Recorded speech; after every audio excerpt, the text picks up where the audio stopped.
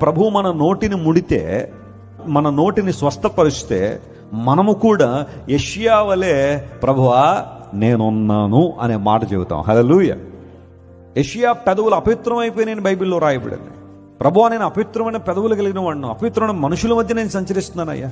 నీ దర్శనాన్ని అయితే నేను చూశాను, పరలోక వైభవాన్ని అయితే నేను చూశాను, బట్ నన్ను నేను చూసుకుంటే నా పెదవులు బాగాలేదు.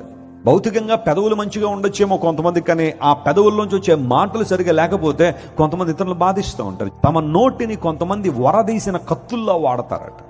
అనాలోచితంగా నువ్వు మాట్లాడేసో సరే, అనాలోచితంగా కొన్ని నిందలేసేసో సరే, కానీ ఆ వ్యక్తి ఎంత బాధపడతా, ఎదుటి అనే వ్యక్తి ఎంత విలవెల్లాడిపోతున్నారో, రాత్రులు నిద్రలేక ఎంత సఫర్ అవుతున్నారో కొంతమందికి అర్థం కాదు. దేవుని లేఖనం సెలవిస్తూ ఉంది, మోగవారిని ప్రభు దగ్గర తీసుకొస్తే ఆయన వారిని ముట్టాడట. ఎందుకోసం అంటే వారు తమ నోటితో యేసయ్య మాటలు మాట్లాడాలని. హల్లెలూయా. ఆ నోటితో యేసయ్య పాటలు ఏం చేయాలా? పాడాలి.